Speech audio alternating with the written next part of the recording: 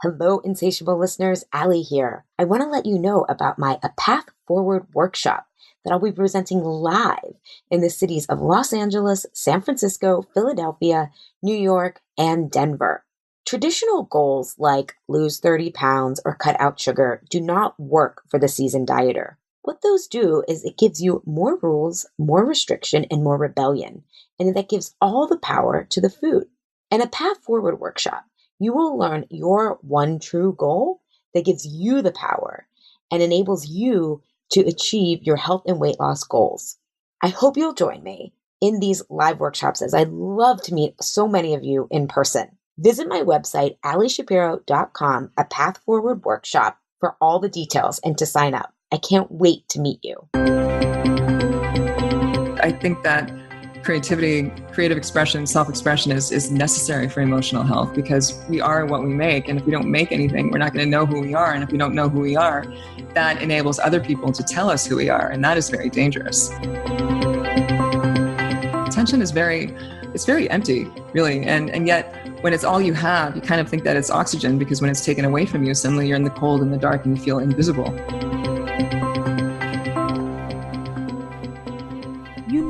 Battling food and your body doesn't work. You want to love and accept yourself. And because you're insatiable, you want results too. And wouldn't you know, you bring the same intensity to your life, wanting to maximize your time, potential, and experiences you have here on this beautiful and wondrous planet Earth. Fair warning, it will be a roller coaster, but for those insatiable, that's your prime time to thrive. We're here to say yes to the hunger of wanting it all. I'm your co-host, Allie Shapiro, a health coach who helps people end the losing battle of dieting and find a truce with food. And I'm Juliette Berg, nutritionist, fitness expert, and the co-owner of Unite Fitness Studio franchise. Welcome, insatiable listeners, to episode 63, How Stifling Your Story Causes Crazy Eating with Justine Musk. Justine is a writer of fiction and nonfiction, a speaker of 2 TED Talks, and a divorced feminist mother of 5 boys, who are awesome. Her work has been published by Penguin, Simon & Schuster, and Marie Claire, among others. An answer she wrote about self-made billionaires on Quora went viral and received attention in the New York Times. She blogs at justinemusk.com about how we learn from what's inside us to live with depth, speak art to power, and tell the stories that will transform the culture.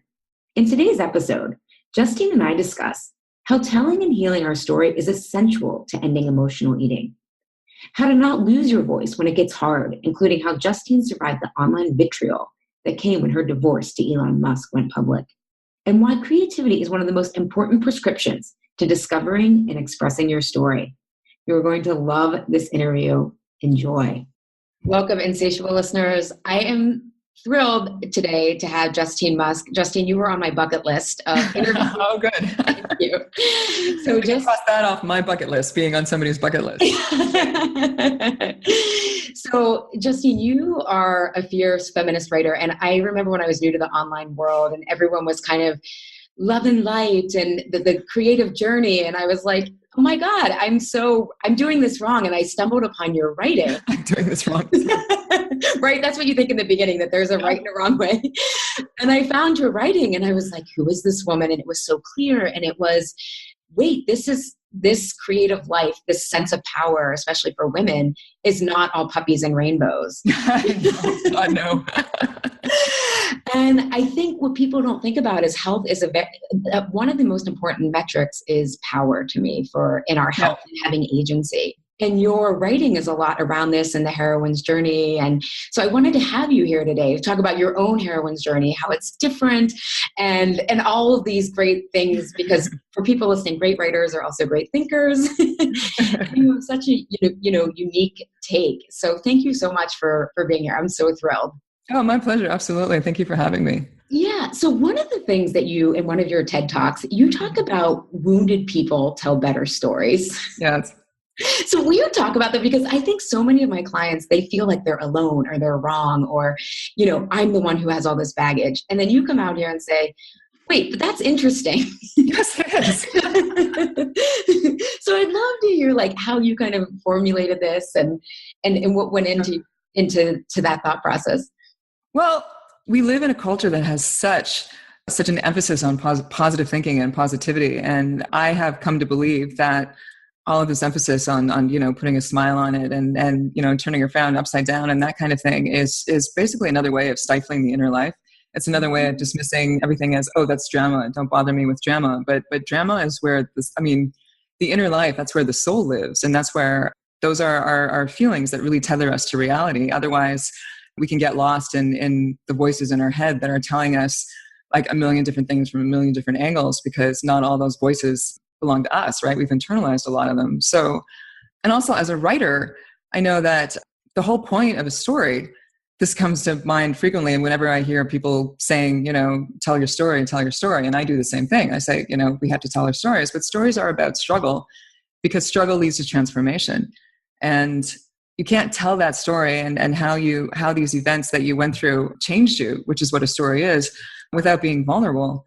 And being vulnerable is very difficult in this culture because we don't learn how to do it. And I was really struck by this when I took a workshop with a really great writer and teacher named Rachel Resnick. And over I was taking it with some really, really advanced writers. Like they were really good at craft and they had like all the basics down solid. And what really separated people at that level is people who can, as Rachel puts it, and I've as I put it too, writers who can go there, which is writers who can dig deep beneath all the layers of intellectualization and the kind of the cliched responses that we have to things in the usual scripts, and get at the things that they are afraid to tell, because it's those things that we are afraid to tell that people need to hear, because they're the things that tend to be wrapped in, shame and festering in silence. And we think that it's just, it's us, something's wrong with us. But if we can take those stories out of the darkness and bring them into the light, then we can put them in their proper place, which is in a much bigger perspective.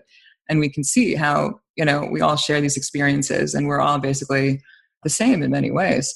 And so wounded people, I think one of the reasons why they tell better stories is because when you've been wounded, you've generally been really humbled. And I think you get to a place where you are beyond desperate. I think it's just because you've kind of you've learned about the value of surrender and the value of kind of opening yourself up to receive something, because what you have isn't working. And so you start looking at your life differently, and you're forced to kind of think about yourself differently. And well, if I'm not this person anymore because of these things that happened to me, well, then who am I? So I think that creates the space where you're kind of willing to explore a new response to things and tell a new story.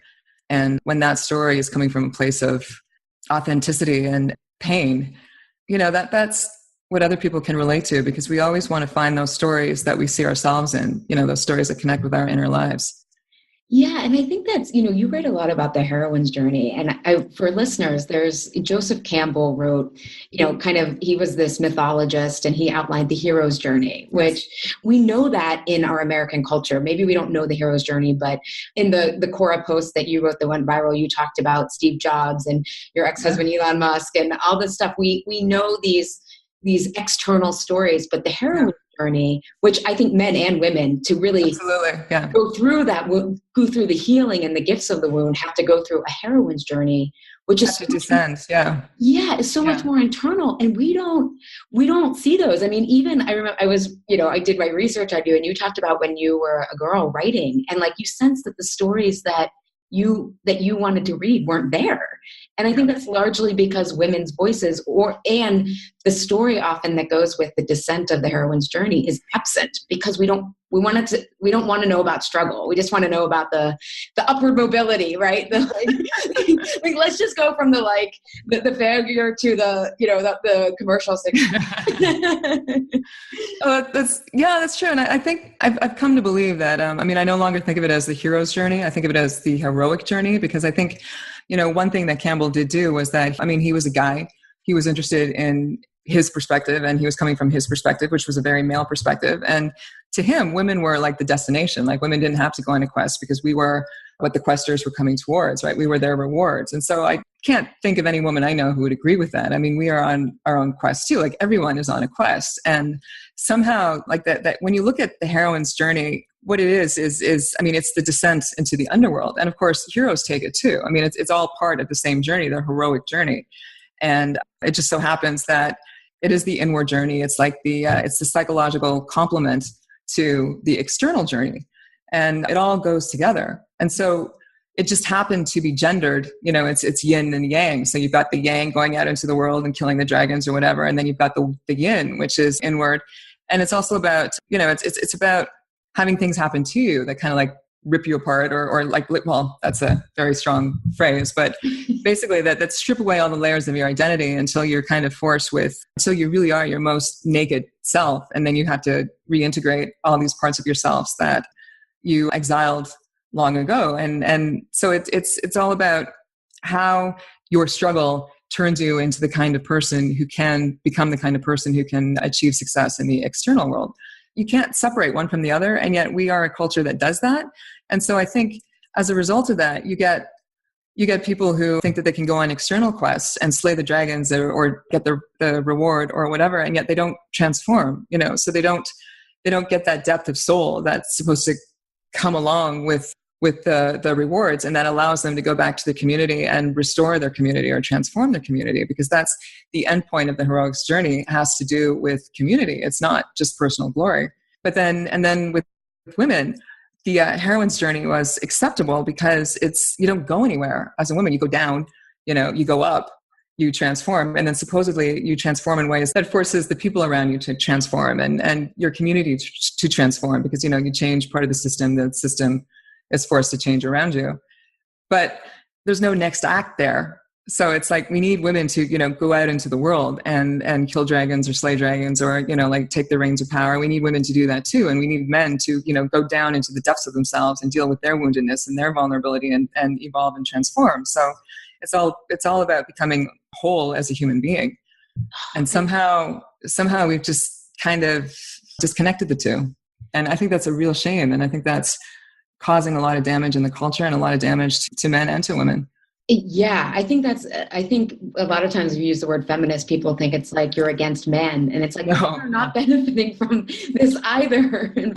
That's a shame. I mean, the enemy of feminism is not men. The enemy is a political system known as patriarchy, in which the feminine is devalued, whether it expresses itself through men or through women. So it's just part of the way that feminism as an idea or as a movement has really been, distorted and well, as and just absolutely, I don't know what to say, like trashed, so that women who are feminists in terms of what they believe in, and I don't know many women who aren't, still feel like the movement has nothing to do with them or that these ideas have nothing to do with them. But it's equality. That's all it is. Feminism is about equality, the same but different, different but equal.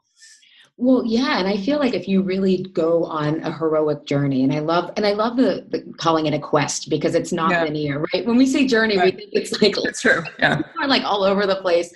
Like I've noticed with my clients, because in essence, we go on that heroic quest because to heal the wounds that are causing them then patterns to eat. Their stress response has been is to eat rather than go back and heal how they were wounded. And it could be in various ways. It's we did an episode. It's kind of like that takes the place of healing, isn't it? Like that's the object or the substitute for healing. It's the object and it's not doing the job that you wanted to do, which is why you're forced to keep going back to it, because it's so, I mean, whether it's eating or shopping or anything else, I mean, it's the core of addiction is that it's not giving you what you need it to give to you because it can't.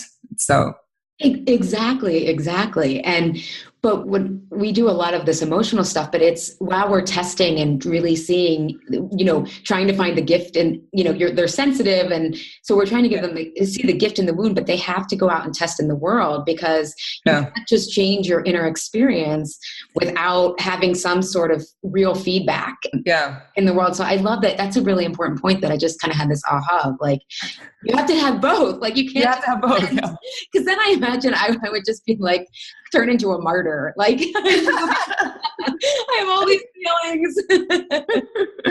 It's kind of like, I'm always struck by how I don't think there's such a clear division between inner experience and outer experience. Like everything that we project onto the external world, that saying that you see what you are, you don't see the world as it is, you see the world as you are.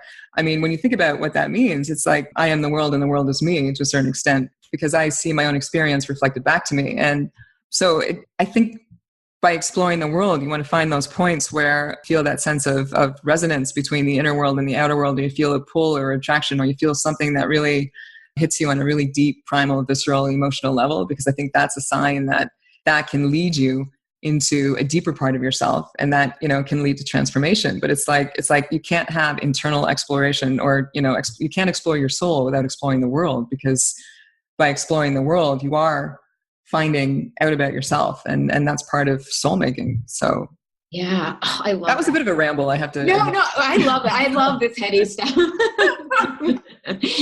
So to kind of break, because for a lot of people who the heroine's journey is the descent, the descent, into the underworld, yeah, and for those listening, you're basically find the lost parts of yourself, which I loved. In the beginning of the interview. You were talking about we have all these voices in our heads, and many times it's not ours. It's what people have given us, and then the voice of the judge, which is definitely not ours, but kills us with perfectionism and criticism, and it's just absolutely brutal. Yeah.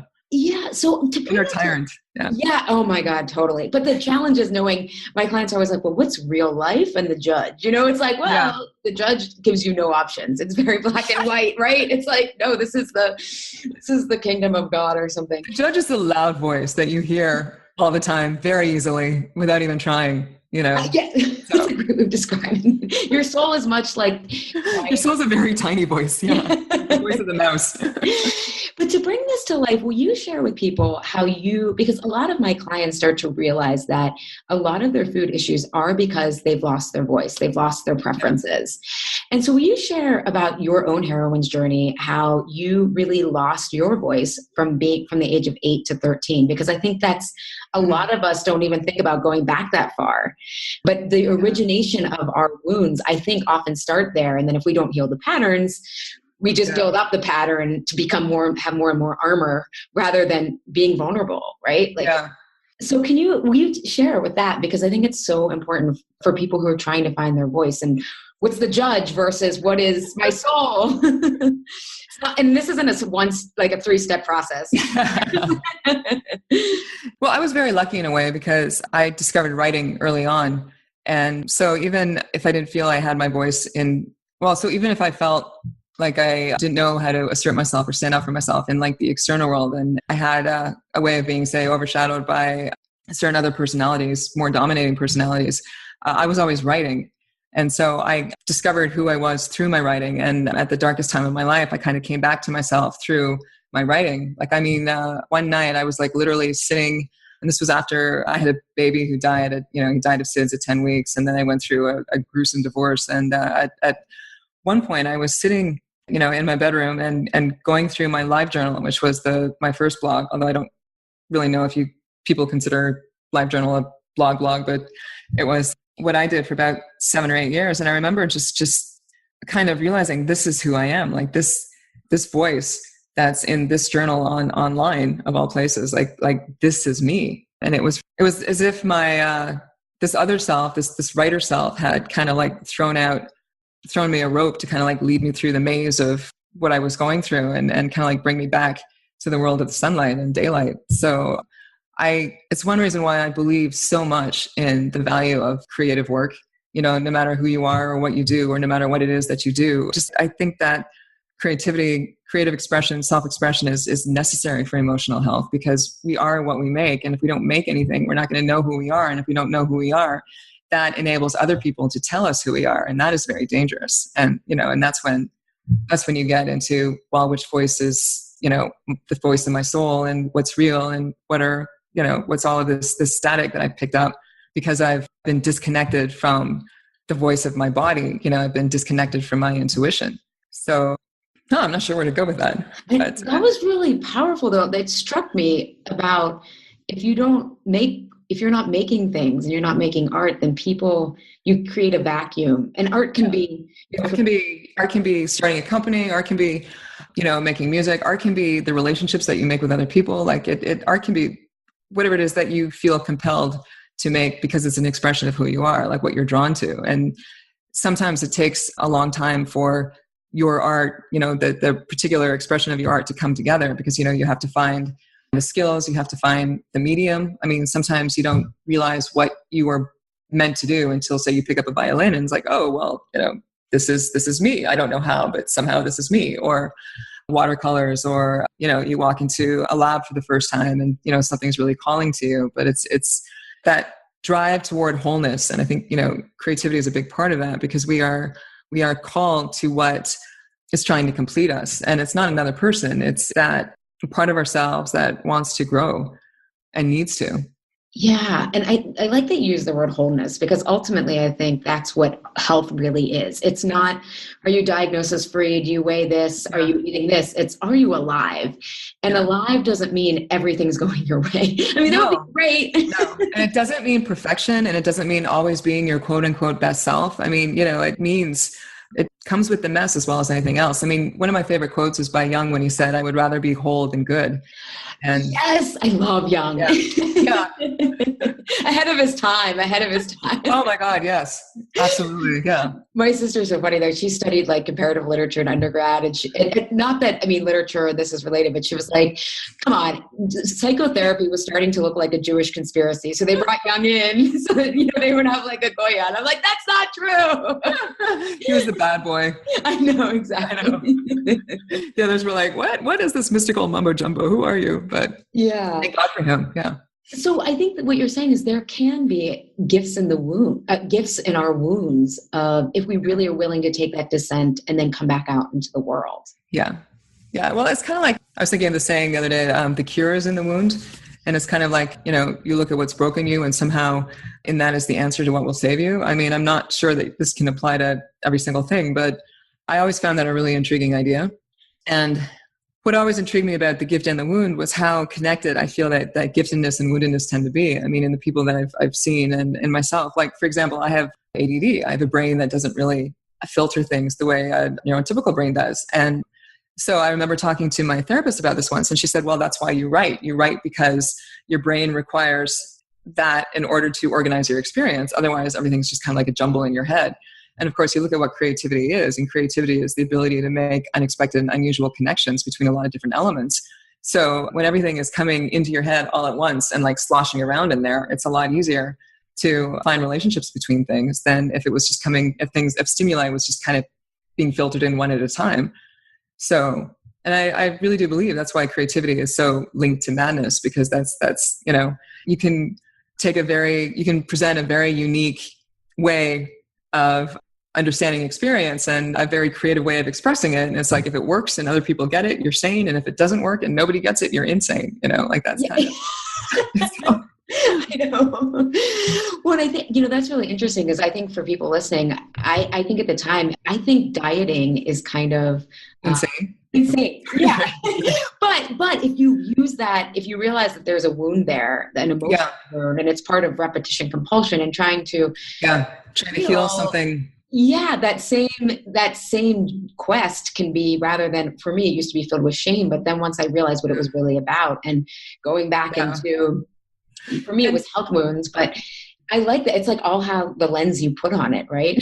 So your madness is dieting. That's okay. The thing about addiction is that addiction is very rigid, like when you look at how repetitive it is, it's you're doing the same thing over and over and over again. And even though it doesn't work, it feels good in the beginning, but even then it's, you need more and more in order to get like similar effects. And then suddenly you're just doing it to feel normal. And suddenly you're just doing it because you can't not do it.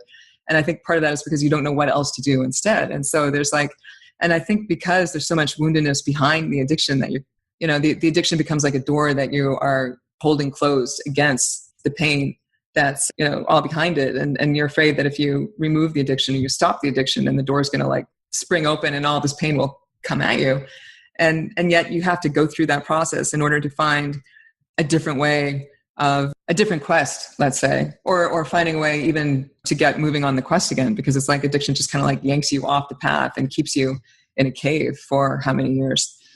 Yeah. And then it's almost like with people who have anxiety, then they have anxiety about the anxiety. It's like, that's what happens with when you keep that. When you're starting thinking about your thinking about your thinking. Yeah.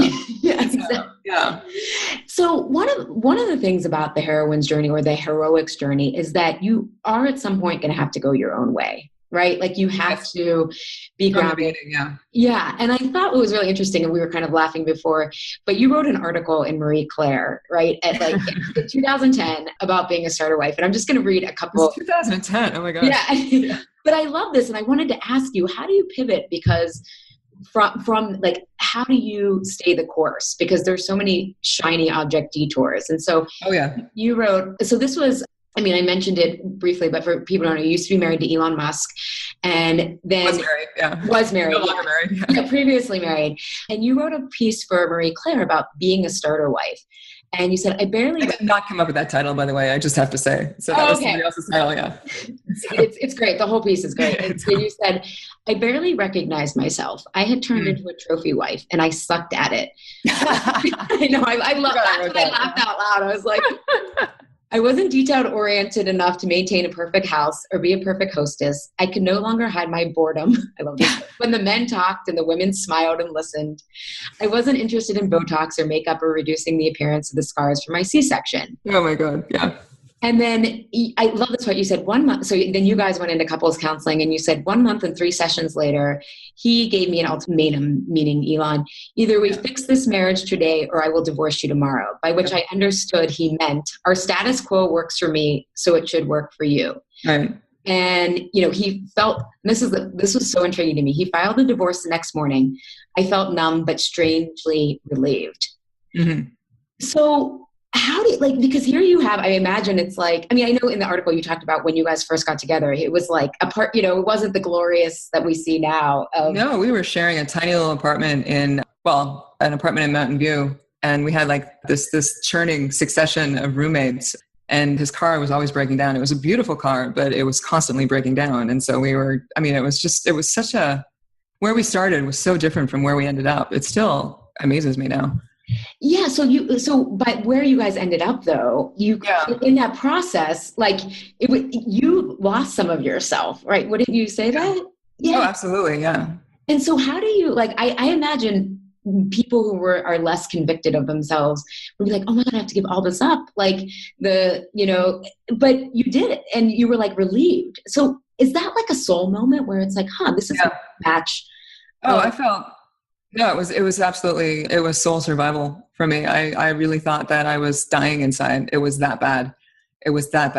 And I'm getting just choked up just talking about it. It's not the way I wanted it to go. I mean, I never would have wanted to be divorced. I never would have wanted, I was just journaling this morning about my regret that my kids, you know, are not growing up in a so-called normal family where the father and the mother live together, and you know, that whole fantasy of what family life can be like, and I guess sometimes is like, but my kids are not living a normal life, and the parents are not exactly in a normal situation, and that's just kind of how it is. But I know that I did what was right, and I believe that Elon did what was right for him too. I mean, I was not easy to live with, and it was just, the power imbalance was just so severe that it's not like I couldn't speak my mind. It's just that whatever I said didn't mean anything, and that was not who I wanted to be.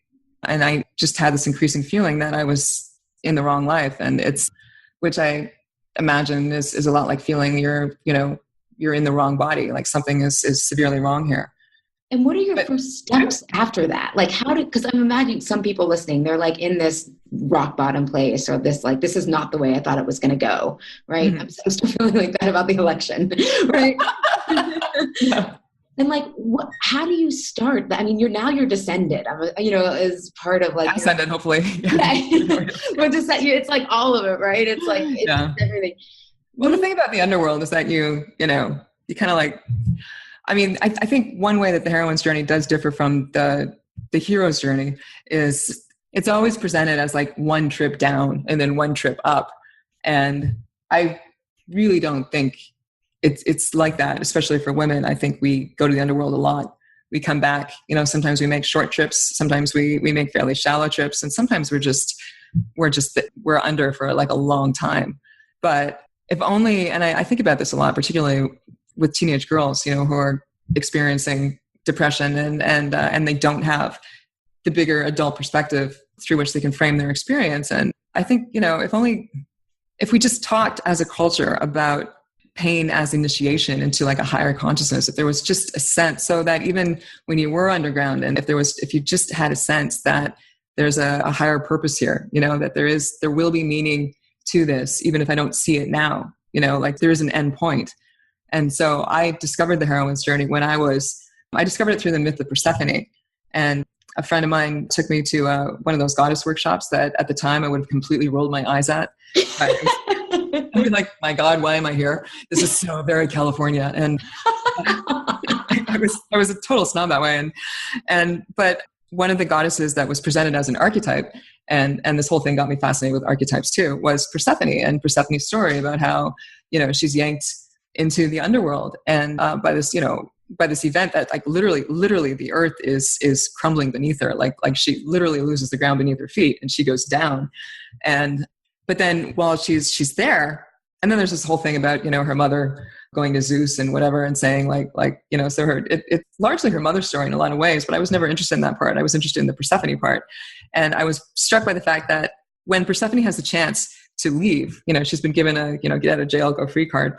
She actually eats the seeds that require her to go back to the underworld every year. So she ends up spending, because there's this rule in the underworld that anything you drink, anything you eat will bind you to the underworld forever. And I just find it interesting that, Persephone's been down there for, like God knows how long, while all of this drama has been going on, while people are trying to find her and trying to release her from, the contract that Zeus made with Hades over her. And so she hasn't eaten anything. She hasn't been drinking anything. I mean, surely she's been hungry and thirsty, but like somehow she didn't, obviously she knew that there was something.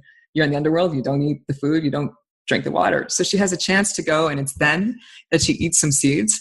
So I find that very interesting, especially when you compare it to other stories where what one blogger called girl underground stories, where the heroine went underground voluntarily. It was a choice that she made, just like it was a choice that the heroes make. They go into the underworld, they're looking for information, they're looking for, that there's a reason why they have to go there. They're on a quest. Right. But Persephone, she's just like, the innocent little damsel who's so innocent that she would never consider going underworld unless she was forced to go there. So talk about, well, I won't get into patriarchy or anything like that, but. Oh, you can. I really, honestly, it's like a lot of the stories that I try to get my clients to hear, we're basically like getting the patriarchy out of the psyche. It's like, that's part of the healing process. I mean, they wouldn't know. Now they know it, but I mean, once we're in the program, we talk about it. But the thing about the seeds is that I think that's maybe something left over from an earlier version of the story where, before patriarchy came in and kind of like revised it to be what they needed it to be in order to suit their vision of men and women and what made a really good victim.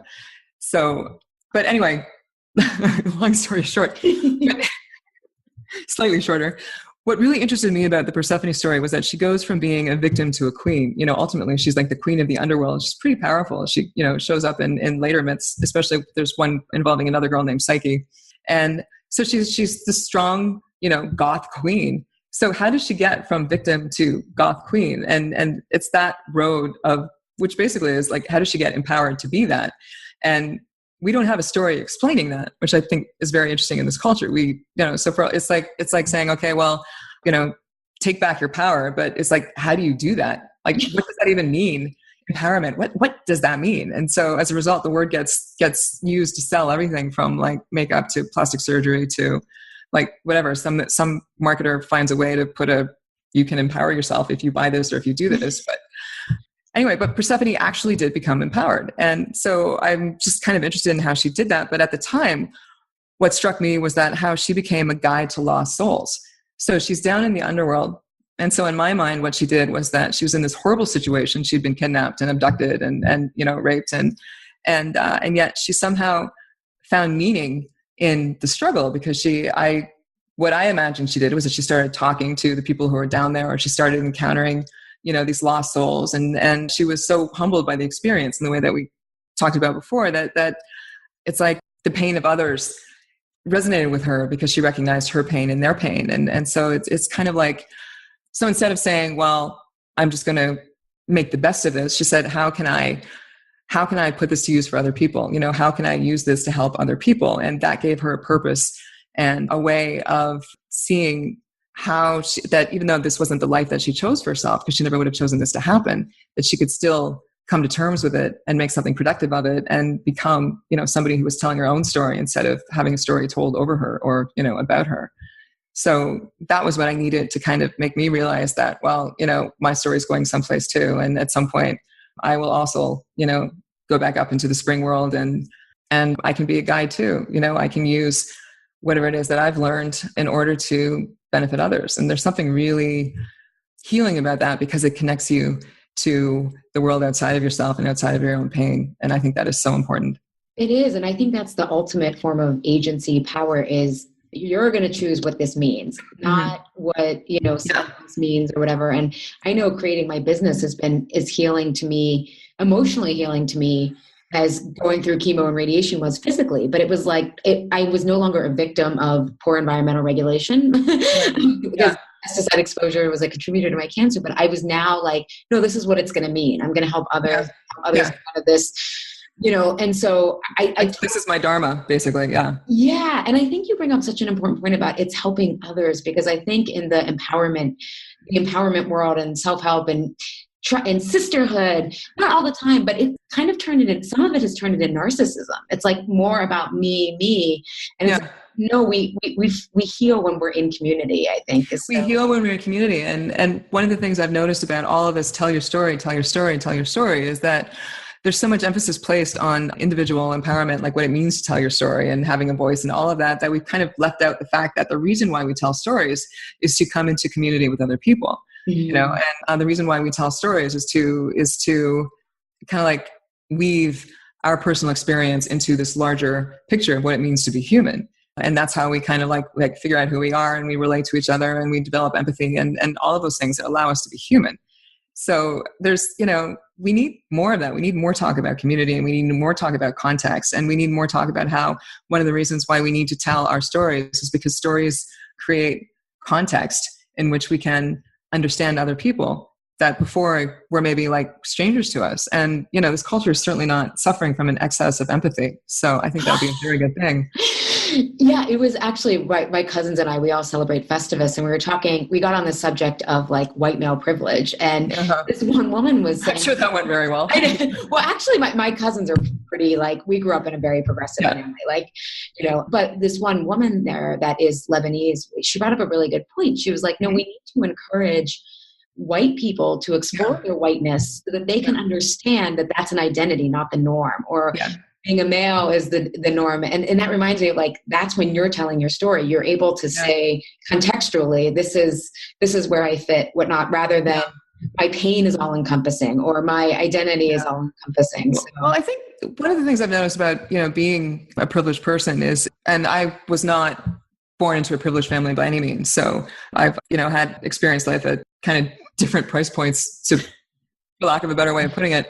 And I think what people kind of don't understand is that just because you're privileged doesn't mean you don't have pain. And so I think when we talk about white privilege, the reason why white people are especially like, white straight men are, just because you're white and straight doesn't mean you're not having difficulty. It doesn't mean your life is going to be easy. And so I think there's this indication that if to be privileged means that your life is painless, and that's not what it means at all.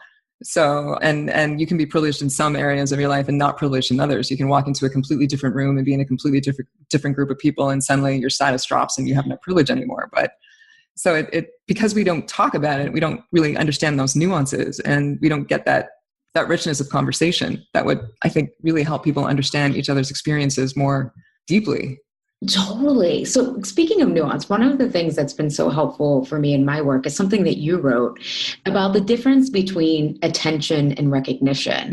Yes. And I love that piece. It was about, you were like trick or treat, like you and your friend were trick or treating. I remember that, yeah. Your kids were trick or treating or someone. But I think this is so important when we're telling our story, because sometimes those voices that are other people, we're telling our story from a place of what looks good, which is we want attention, versus the deep meaning comes from recognition. So can you talk a little bit about those differences and why it matters so much? I think it's basically comes down to the difference between being looked at and being listened to. And so beautiful. And this whole, and being looked at doesn't mean you're respected by any means. I mean, I had one incident, and I think I blogged about it or wrote about it a couple of times. I was at a dinner party, and there was a young actress at the table, and she was like gorgeous. And so of course all the men were, and these were like really smart men, really great guys, by the way. And I mean, I really enjoyed knowing them, and I'm certainly not criticizing them in any way, but they were so attentive to her. And they were like listening to her opinions, and they were being like extremely polite and courteous to her. And they were also being very flirtatious, and she was clearly the center of attention. And so she spoke with a lot of confidence about her opinions. But she was also at the table with some of the most, with like extraordinarily smart men, very worldly. And so she got up from the table, and as soon as she left the room, the conversation at the table turned to, her lack of intellect and her personality, and she was being mocked. And then she comes back to the table and she sits down, and suddenly, everybody's just complete attitude change. And then she's like the belle of the ball again. And I was really amazed by that, about how you could have such a mistaken sense of why people are paying attention to you. So attention versus recognition. You get attention for things like, attention is like shock value, or attention is like it's whatever gets you into the room, or it's a powerful thing, but it doesn't have any staying power. There's nothing behind it. Recognition comes to you because of what you do. It's what you achieve, and it's much more satisfying, and it's much more fulfilling. And attention is very empty, really. And yet, when it's all you have, you kind of think that it's oxygen, because when it's taken away from you, suddenly you're in the cold and the dark, and you feel invisible. And, you hear all this talk about women who, get to a certain age and suddenly they feel like they're invisible. But whereas I was always struck by the fact that if you're a guy, that's kind of been the case from day one. Like guys don't get attention for doing nothing except looking good, even though looking good can be a lot of work. It's so much work just to look like, even like mediocre, or, even like, like careless, it's like, oh, you're not vain. You don't do it. I mean, I actually do a lot about, to kind of like maintain things, but I just happen to look like I don't. But anyway, I tried really hard to look this casual. That's right. So look this sloppy. It takes so much effort, but no, I forgot where I was going with that.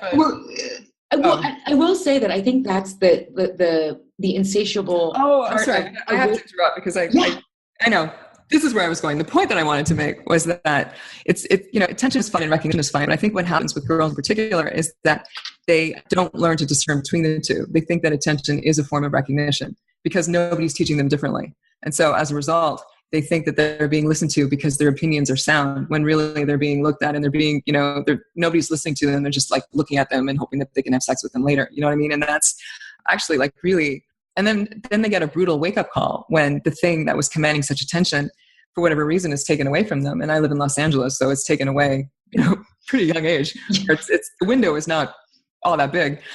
And then it's kind of like, what have they managed to develop in order to bring to the table now? And so when you don't have that, it's that's when you get addicted to plastic surgery, and that's when you're trying to kind of preserve something that you don't have anymore, and that was actually kind of overrated to begin with. But you didn't know. Who knew? Yeah, and I think weight loss only thrives as an industry because they sell that attention is everything, right? Attention is everything, yeah, and and it will empower you. Yeah, beauty is empowering. Yeah. Yeah, I was talking with a client, and she's lost like 30 something pounds through our work.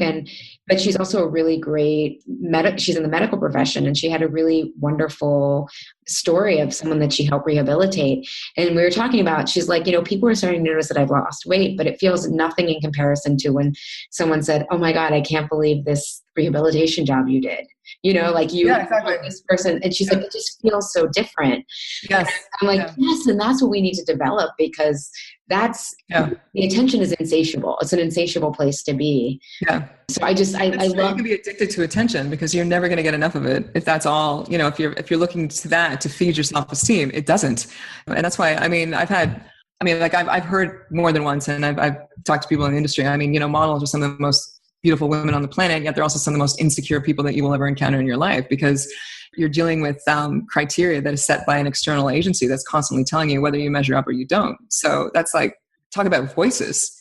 Like empowerment comes from within. It's learning from what is inside you. It's being able to, turn inward and know who you are. And when you know who you are, that's when you know what to do, and everything kind of flows naturally from that. But when you're constantly looking at other people to pick up those cues, of, whether or not you're quote unquote succeeding, like that's when you get into trouble. And that's where you also lose your own preferences, because you're like externally focused. And you're trying to be perfect. Yeah. Yeah. Well, that's another thing I wanted to ask you. You write about and talk about the fear of being too much. And I know that a lot of my clients, some of the underlying eating issues are a fear of being too much. And so can you riff on that? I still worry about being too much. I think it's just... I do too. Yeah. It's just trained into girls from, I think, a very young age. I can't remember if I ever felt confident about taking up space. If I ever felt like, I'm going to like I remember when one of my older sons, I think he was like 10 or 11, and it was just, we were like getting ready to go to school, but there was some time left. So I turned to him and I said, okay, you've got 15 minutes. What are you going to do with it? And he looked at me and he said, I'm going to be awesome. And I thought that was like, I love that. I'm going to be awesome. And I thought that was like and it was so him, you know what I mean? It was just so, he's like this great, charismatic, confident kid. But I was like, would I ever hear a girl his age say that? You know what I mean? Like do girls say, I am awesome, at least when they get to a point where I think that I am awesome. I think that stops around 8 or 9. Or I think that's when they start questioning their awesomeness. And then by the time they're 11 or 12 or 13, they've got the entire culture saying, well, you're not awesome because, you're not this, or you're not this, or you're not that, or you're too much of this and you're too much of that. And so being too much is it's like, you can't take anything to extremes. So, you can be good, but you can't be too good, because if you're too good, then you're intimidating, and God forbid that you're intimidating. And if you're intimidating, then nobody's going to like you and nobody's going to love you, and you're going to die a bag lady, or you're going to like get eaten by your cats, and, no one's going to find your dead body until there's nothing left of it, or something like that, so you can be too smart as a girl. You can be too athletic. You can be too muscular. You can be too loud. You can be too outspoken. You can be too, opinionated. It's just, I'm not saying that boys can't be too much of anything. Of course they can, but part of being, female, part of being the perfect female has to do with just being conventional, like being this ideal that's not offensive to anybody.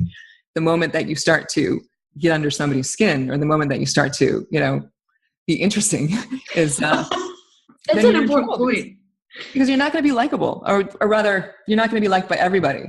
And that's kind of like par for the course, and so until you get used to the fact that you can't be yourself without being too much to somebody who's not going to like you, and that's fine. Like, until you come to terms with that, you're kind of stuck in this very narrow range of what you can do before you've like crossed into a danger zone, according to somebody. That's not you. And how do you deal with that? Because I've seen your writing. I've done my research on it, and people will often say things about you because of John's ex-husband. I have my haters, yeah. Right. And I'm like, I like want to defend you. I'm like, fuck you, but like, how do you deal with that? Because that does wear away at that like internal line of what is too much, right? Yeah. Like, so do you have any tools? Oh, absolutely. For like how I imagine it stings, or I would probably be like, I feel so misunderstood. And I know that's a big fear of a lot of us. But like, what are your tools, and how do you make sure that you're not letting that line creep back of shrinking? That's actually a really good question, because I've been thinking about that a little bit. I got forged in fire, I think, because when my divorce was a very long process for reasons that I'm not going to go into, but it's about 2 years in the process, it became public, and Elon was a big enough figure that it was interesting to people. And of course, the whole, default storyline that I was a gold digger kicked in. And then people, found my blog, and they told me exactly what they thought of that and exactly what they thought of me, even though they had no idea who I was and had no idea the details of the situation. And in some ways, it was actually a great experience, because it was so eye-opening. Suddenly I became a feminist again, or rather my sense of feminism was reawakened, because it was no longer, misogyny was no longer an abstract concept. It was staring right at me with comments like, I hope you get raped in the parking lot, and die, bitch, die, and you're a waste of skin. And yeah, all of that. And yeah, you can actually go to my live journal, and you can find, because I left a lot of it up. So the worst ones I started taking down, and there were so many of them that I thought, well, people should see this, because nobody was having that conversation yet, or nobody, it hadn't even started, about how women who express feminist opinions online, how they get attacked and bullied. So when it was happening to me, it was kind of like new, you know what I mean? It was, and I wanted people to see this, to see what happens when you take a rock and or you lift up a rock and you see these worms squirming beneath, and maggots, which is kind of how I was seeing it at the time. And because the hatred was so palpable, and it forced me to, and I think I had a couple of advantages in that first of all, I really was a writer, like I'd been trained as a writer and I'd been through workshops. And so I had learned to divorce my writing from my ego to a certain extent. And I'd been like we were talking about earlier, I'd been workshopped and I dealt with editors who had just torn apart my work. And so I knew that it's kind of par for the course. And so I knew that what these people were attacking online wasn't really me. It was this idea that they had of me, that they'd gotten through this character in my journal, and they were bringing their own interpretation to that. And as a feminist, I was very aware of what that interpretation was. Like Eve, women are evil, exploitative, gold diggers, whatever, and men are innocent victims. It was like that story that you hear every single time. Like a woman is either marrying a wealthy man or divorcing a wealthy man or whatever. There's like money involved in the picture. Like it's always the woman who has questionable motives. So if anything, that just kind of like fueled my resolve, and that was like proving my point for me, both on a personal level and also the point that I was making through my blog. But it hurt, it really did. Every time I got a comment, it was a blow, and I would have to like absorb it. And sometimes I'd have to cry. And a couple of things helped. And one was I was after Hurricane Katrina, I was in New Orleans with the actress Sophia Bush, and we had gone down to, sorry, it wasn't after Hurricane Katrina. It was, sorry, I'm actually getting a little bit upset. I'm getting a little bit emotional, so I'm kind of like losing my track of thought. But anyway, long story short, Sophia was there and she saw me being upset about the latest comment I'd gotten because like there had been like some new piece that had come up about the divorce. And she told me that on One Tree Hill, the director had forbidden the cast to go online and look at the comments about them because the comments were so vicious. And so she said, one night that she got kind of curious. So she went into this forum and she said she couldn't believe how vicious these takedowns were of her. And so it was like, to get back earlier is what we're saying about this is why you really need to tell your stories. Because you discover, it's not just me. It's here I am thinking that I am burdening, like I am the only person that this happens to. And that's not the case. And this is just something that happens in this particular case. It happens a lot to women. It certainly happens to men too, but with women, the attacks take on such a level of threat, such a level of venom and and women are vulnerable, I think, in a way that a lot of men aren't. So it's actually really quite brutal, but it forces you to think about why you're doing this in the first place. And it forced me to get very clear on what I believed and what my viewpoint was, and to connect to that bigger picture, because then you become part of a larger cause, and then you're kind of like taking it for the cause, or you're understanding that you represent a certain set of ideas and they're attacking these ideas. And the reason why they're attacking these ideas is this very same reason why it's so important to defend these ideas. And you defend these ideas by embodying them, and by staying in the fight. So I did. And over time, it just kind of petered out. And, and this is another thing I knew too. I knew that eventually people would move on to something else. So, but you really do have to learn how to, it's not that people will always tell you, don't let it bother you, like just ignore it.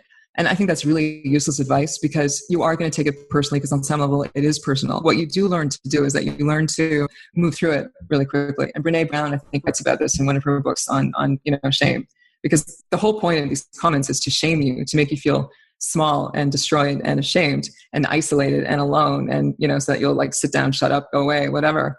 And so there's something very powerful about just kind of feeling the feeling, which is icky and awful, but the more you do it, the better you get at it. And so the feeling passes through you much more quickly. So in the beginning, it would take me like an hour and a half to get over a comment or a day or something. And then by now it can be like a minute to 30 seconds, and if I'm really bothered by it, I might actually, I have taken comments I've gotten, I've actually posted them on my Facebook page and with no comment whatsoever, just to, get the support and encouragement and the outrage of some of my Facebook friends. And that helps a lot.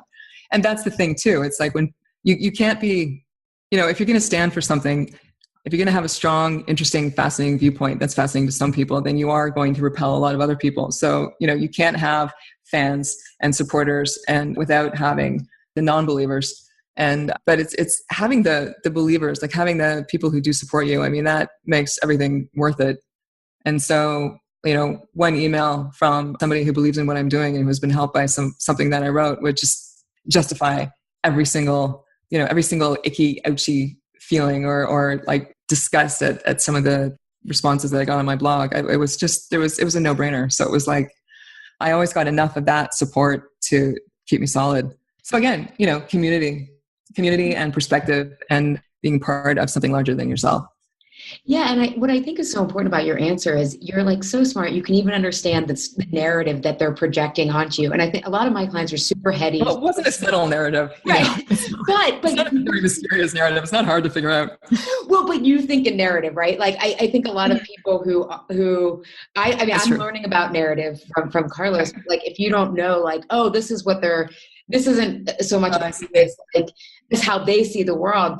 But I think for people listening, it's so important. Like you said, like you have to feel it. A lot of my clients are like, I know intellectually that this shouldn't matter, or that they're trolls, or that if I was actually standing in front of them face to face, they may have a different delivery and have a different, but you have to feel it. Otherwise, I think it builds shame, and then you don't feel your story. You don't share your story. You don't share with your tribe, or not your community.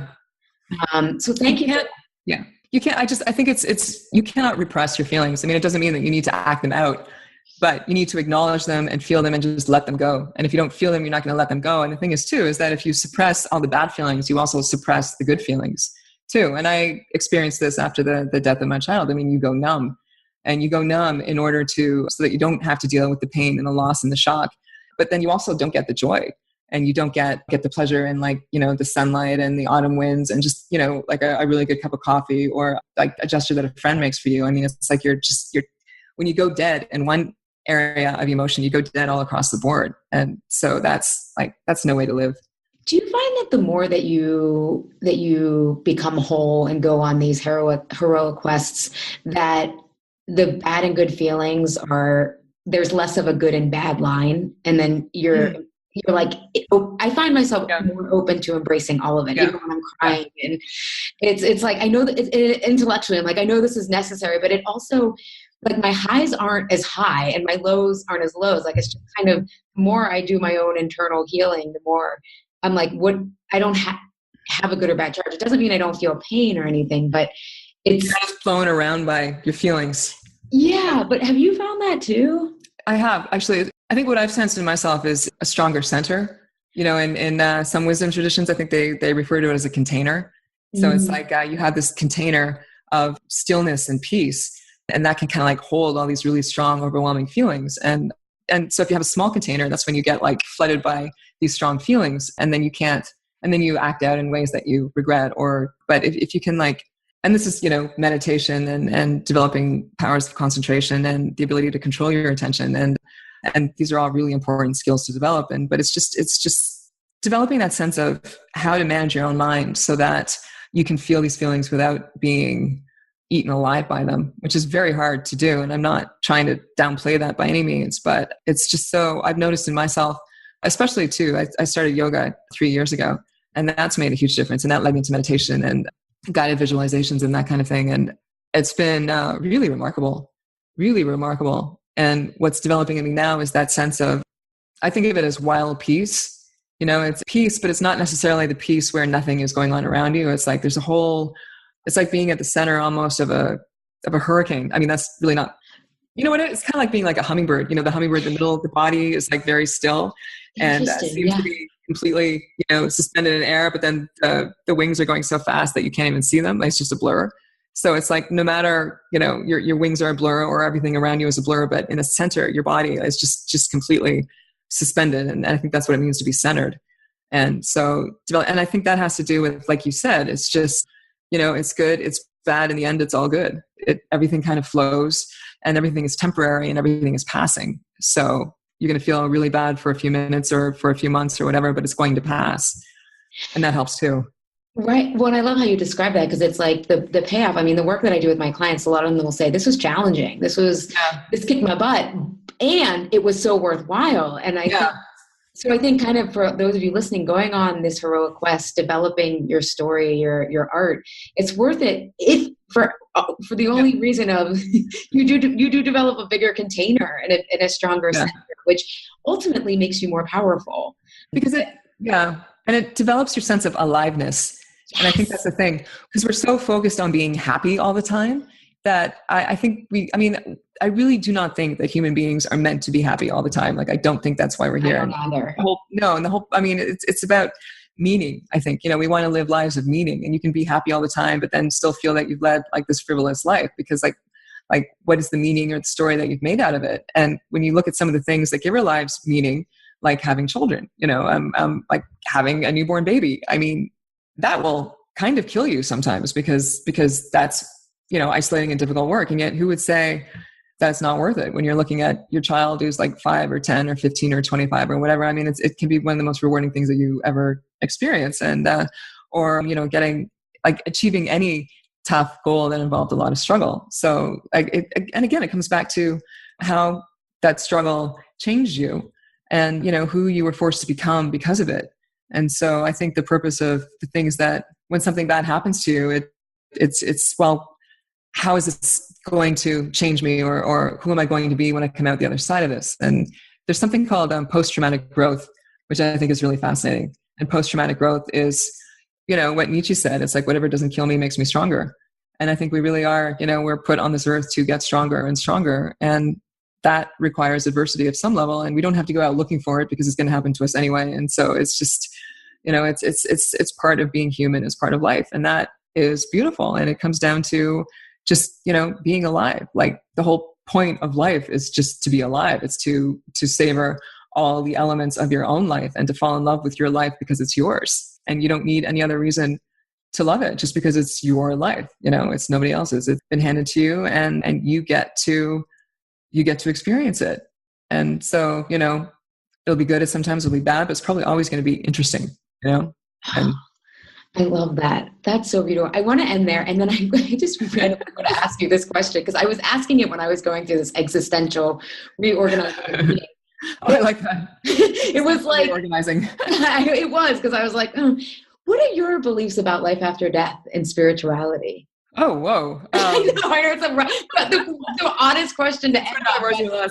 But I've had this feel like, as I've started to be like, a question like, is it worth the growth? Is it worth the pain? Like, if it's, because I think in my mind, I believed in reincarnation, and I thought, oh, well, I won't, the Indigo girls are like, how many lives am I going to have to do to make up for like sin in another lifetime? And I'm like, well, if there is nothing else, do I want to do the work? Do I want to grow? It's hard. So I'm just curious if you're That's the alternative. I think that's the thing. Well, that's what I've come to. I mean, it's like we don't get, stuff is going to happen to you regardless. You know what I mean? It's not like you get, oh, okay, I decided I don't want another, what do they call this? Like, AFGE, another fucking growth experience. Have you heard that phrase? Yeah. No. So you don't wake up one morning and it's like, yes, I feel like another fucking growth experience. So bring it on. I want one. It doesn't work like that, but it's like how we get through it, and it's just kind of like, it's the package that's been handed to us, and some people, and as far as reincarnation goes, or life after death or whatever, I think that the whole point of stories is to take these concepts that kind of like exist outside of our, ken as human beings, but to kind of like package them in a way that we can understand, but they're like, it's like that story of, or it's that saying, when you point a finger at the moon, the finger is pointing to the moon, but then you get obsessed with like the finger itself. And so the finger becomes like the end point, and you forget that actually, no, the finger is like, you're supposed to look past the finger at the moon. The finger is gesturing towards something much bigger. So I think, the stories that we have about reincarnation and, like, do I want it, or all of these things. That's our way of pointing at the moon. You know what I mean? And so we have to remember that it's the moon. We're looking at the moon, and the moon is still a very alien object, and most of us haven't been there. Most of us haven't walked on it, so we don't really know what we're dealing with. But we can approach it through these stories, and we can approach it through these worldviews that enable us to create meaning out of our experience that is rewarding to us, and that helps shape the culture around us in a way that is healthy for other people. And I think that is community, and I think that in and of itself is worth doing, just to do it. Yeah. So do you think there's anything after? Yes or no? I do, actually. I think there's. Good. I want there to be. I don't. Yeah, I know. Me too. But I think it's probably not like anything that we've, But I was actually, I didn't used to think this, but then I'm working on a novel where it's kind of like it's a thriller. And at first I thought it was going to be a reincarnation story. And then I realized, no, it's kind of a ghost story, but there's this whole sense. But anyway, so I was researching it and I just came across some really interesting writings and books and people that kind of challenged the ways that I had dismissed certain ideas out of hand. And so the conclusion that I've come to is that, the universe is filled with some really freaky stuff, and who am I to say that the freakiness ends here, that there is nothing freaky beyond this point. So I think that the deeper you go down into the rabbit hole, the freakier it gets. And, as we become more scientifically astute, we'll be able to explain more and more of this. But just because science can explain it doesn't mean it's still not freaky. You know what I mean? And so like down the lines, God knows how far the rabbit hole goes. So I don't know if that really answers your question. It does. No, I love it. I love it. It is. So I think the takeaway is people start writing and speaking your freaky stories. Yeah, exactly. Namaste. The freak in me honors the freak. Justine, where can people find your writing? Really, if you guys were getting started and you're thinking, oh my God, I need the inspiration. She has a great TED Talk we didn't even get to on like your deep yes, which I think everyone needs to watch. And again, the importance of telling your story. Where can people find you? Oh, go to my blog, justinemusk.com. My TED Talk is on that. My TEDx talk is on that blog. And that's kind of my home base. So yeah, because the novels that came out over like a decade ago or something, I feel like they're not really representative of who I am now. So in terms of my books, like wait for the next one, like go to my blog, check out my blog, sign up for my mailing list. The ultimate, you're clearly on a creative, evolution. That's like most writers say that. They're like, don't read the writing from before. Yeah. You know what? I shouldn't degrade my previous work like that. If you like dark fantasy stuff, then, give it a try. Who knows? You might like it. But I have a lot of clients who do. So definitely check out. Right. and start doing your art, listeners. Yes. Yeah. And you do have something worth saying. You do have something worth saying, and practice makes perfect. So, or, perfect in a good way. Practice leads to mastery, and then anything's possible. So keep at it. Thank you so much for your time. This was so fun for me. Thank you so much for listening to the Insatiable Podcast. We hope you enjoyed today's episode. You can connect with us on social media. Follow me on Twitter and Instagram at Juliet Unite and Allie at Allie M. Shapiro. M stands for Marie. Please feel free to also email us any questions. We would love to hear from all our listeners. You can reach us at Allie at allieshapiro.com and Juliet at unitefitness.com. We'll see you next time.